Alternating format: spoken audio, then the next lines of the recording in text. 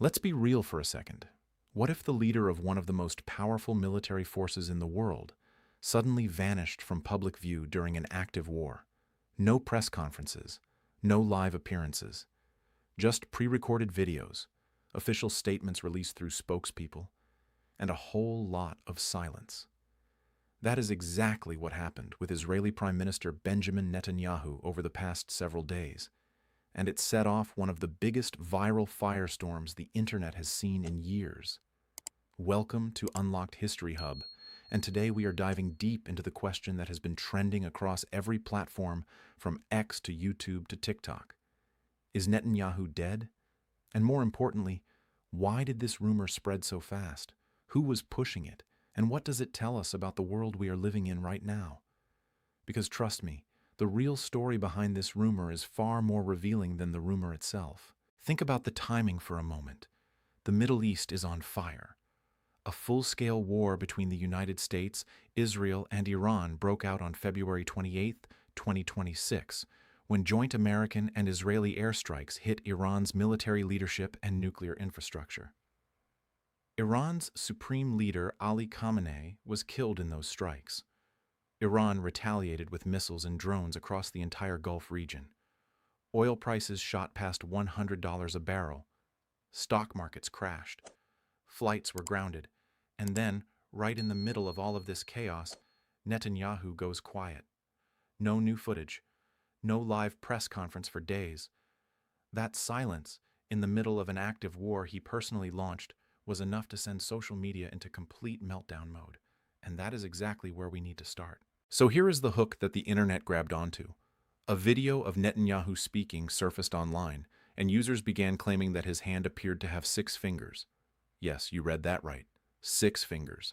Now, in any normal time, this would have been dismissed in 5 minutes. But we are living in the age of AI-generated deepfakes, and people are genuinely suspicious of any video that looks even slightly off. Within hours, hundreds of thousands of posts flooded X, formerly Twitter, claiming that Netanyahu was dead, and that the videos being released were AI-generated fakes being used to cover it up. One post in particular went completely viral. It read, and I am paraphrasing here, that Netanyahu was dead, and that the official Israeli Prime Minister account had just deleted a tweet confirming it. The screenshot spread like wildfire. Now here is where it gets really interesting, and this is the part most channels are not talking about. Who actually started these rumors? According to reporting from the Jerusalem Post and fact-checkers at Snopes, Iran's Tasnim news agency, which is widely described as being closely affiliated with Iran's Islamic Revolutionary Guard Corps, published a report assembling circumstantial evidence suggesting Netanyahu may have been killed or wounded. They pointed to the absence of recent live footage, reports of tightened security around his home, the sudden cancellation of a planned visit by Jared Kushner and Trump's special envoy Steve Witkoff to Israel, and the fact that a readout of a phone call between French President Emmanuel Macron and Netanyahu did not specify the date of the conversation. None of this was direct evidence of anything. But in a war, in an information vacuum, fragments of real information stitched together into a dramatic narrative travel faster than the truth. If you are finding this breakdown valuable, go ahead and hit that like button right now and subscribe to Unlocked History Hub. We cover these unfolding global stories with as much depth and context as we can, because in a world drowning in headlines, context is everything. So what actually happened? Let's lay out the verified facts clearly. On March 6, Israeli government portal records show Netanyahu visiting an impact site in Beersheba. On March 7th, his office released an official statement from him. On March 10th, photographs were published by the Israeli government showing him visiting a port in the city of Ashdod. And on March 12th, Netanyahu held a live press conference that was broadcast on X and covered by multiple major media outlets, including Al Jazeera, CNN, and BBC. At that press conference, he declared that Israel was becoming stronger than ever, that Israeli attacks had killed top Iranian nuclear scientists, and that Iran's Islamic Revolutionary Guard Corps and Basiji forces had suffered severe damage. He also said, and this is a direct window into his strategic thinking, that he wants Israel's attacks on Iran to help bring about regime change. So let me give you my honest read of this situation. Netanyahu is alive. But the fact that this rumor spread as far and as fast as it did tells you something profound about the information environment we are operating in right now. When a war starts, truth becomes the first casualty. And in 2026, with AI tools powerful enough to fabricate convincing footage, the public's threshold for believing that official videos are fake has dropped dramatically.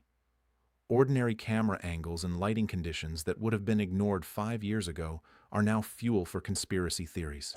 The six-finger illusion was debunked almost immediately by digital analysts and fact-checking organizations including Snopes, Times of Israel, and others who confirmed it was simply a visual distortion caused by Netanyahu's hand position, the camera angle, and the lighting. No AI, no deepfake, just geometry. But here is the deeper question I want you to think about. Why was Netanyahu relatively quiet for those few days before his March 12th press conference? And why did his security perimeter reportedly get significantly reinforced, particularly against suicide drones, around March 8th? Iran's IRGC made its position crystal clear. As reported by Iran's IRNA news agency, they vowed to pursue and kill Netanyahu. They called him a child killer and said explicitly that if he was still alive, he would not remain so. Iran claimed, without providing verified evidence, that they had struck near his residence. Netanyahu's own office called those claims fake news, and Xinhua reported on March 2nd that residents near his office in Jerusalem saw no signs of any missile impact after similar Iranian claims. So you have a picture emerging of a leader who is very much alive, very much aware that he is a high-value target, operating under intensified security protocols and choosing his public appearances very carefully. That is not the same as being dead. That is being a wartime leader who knows Iran wants him dead. Now let's step back from the Netanyahu question specifically and look at what this war is actually doing to the world, because this is the bigger story that is not getting enough attention. When U.S. and Israeli forces launched their strikes on Iran on February 28th, the Strait of Hormuz, through which roughly 20% of the world's daily oil supply flows, effectively shut down. Around 20 million barrels of oil per day passed through that narrow waterway. The moment shipping through it collapsed, global markets went into shock. Brent crude oil, the international benchmark, surged from around $70 per barrel before the war to over $100 by March 8th, and at one point hit nearly $119. According to NPR, this was the first time oil crossed the $100 mark since Russia's invasion of Ukraine in 2022. The Dow Jones Industrial Average fell almost 900 points in a single day. Japan's Nikkei 225 dropped more than 5%. South Korea's Kospi fell 6%. European markets opened lower across the board. And the economic pain goes far beyond stock tickers. Higher crude oil prices mean higher prices for gasoline, diesel, food transportation, manufacturing, and basically everything you buy. According to analysis from the International Monetary Fund, every 10% rise in oil prices results in roughly a 0.4% rise in inflation and a 0.15% reduction in global economic growth. Think about what that means when oil has gone up over 25%. Countries like India, which imports more than 80% of its crude oil, are facing enormous pressure on their currency and trade balances. China, the world's largest oil importer, gets close to half its energy imports from the Gulf and purchased roughly 90% of Iran's oil exports before the war. Both countries are absorbing the economic shock in real time. Pakistan, Bangladesh, South Korea, and Thailand have already introduced emergency price controls and rationing measures just to try to keep domestic energy costs from spiraling out of control. Aviation has been devastated.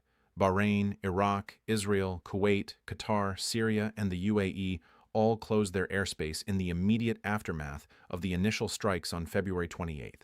Airlines including Air India, British Airways, Cathay Pacific, Lufthansa, Virgin Atlantic, and others suspended services to the Middle East.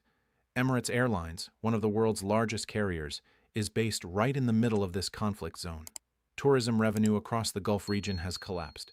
Formula One canceled the upcoming Grand Prix races scheduled for Bahrain and Saudi Arabia in April. UEFA canceled the Finalissima match between Spain and Argentina that was set for Qatar on March 27th.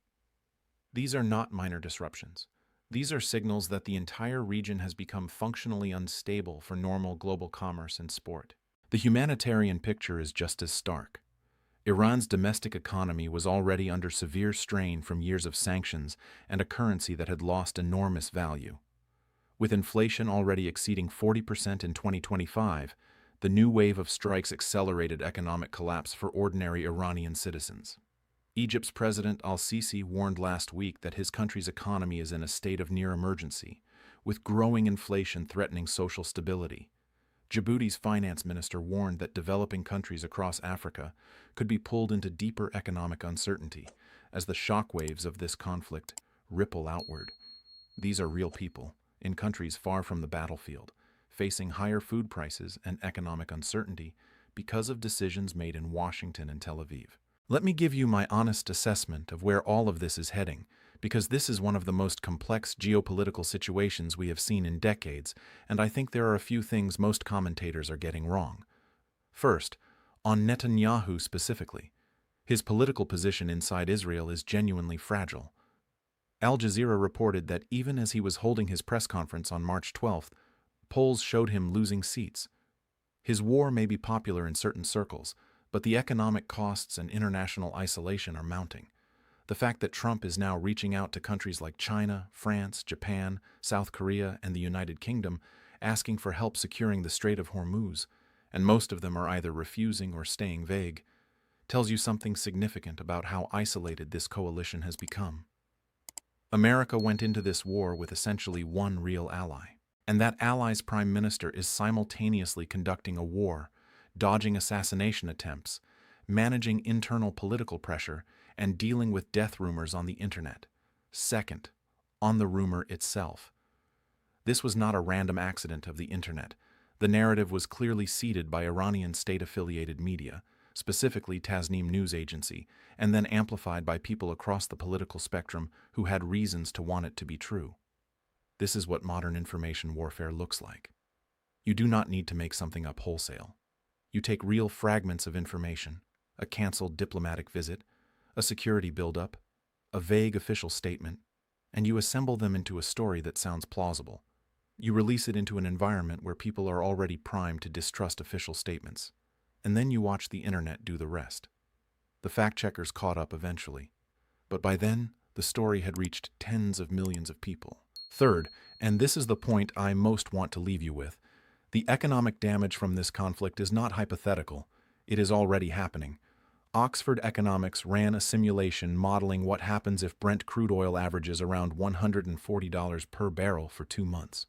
The results included significant tightening of financial conditions, major supply chain disruptions, and economic contraction in multiple regions. Chatham House analysts estimate that a conflict persisting for several months could see oil prices rise to around $130 per barrel, with the Eurozone economy likely contracting in the second quarter and the U.S. experiencing a meaningful slowdown in growth.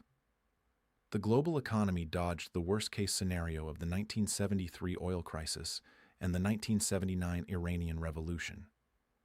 Whether it dodges this one depends entirely on how long this conflict lasts and whether the Strait of Hormuz can be reopened without further escalation.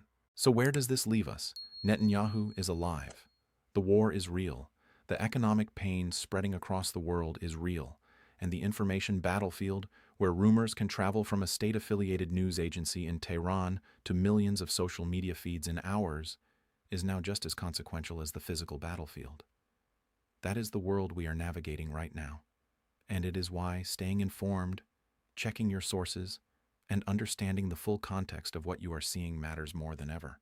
If this kind of in-depth breakdown is useful to you, drop a comment below and tell me what you think. Do you believe Netanyahu's quiet days were purely about security? Or do you think there is more to the story? And share this video with someone who you think needs to hear the full picture, not just the headlines. It genuinely helps this channel reach more people who are looking for real analysis in a very noisy news environment. Until next time, stay sharp.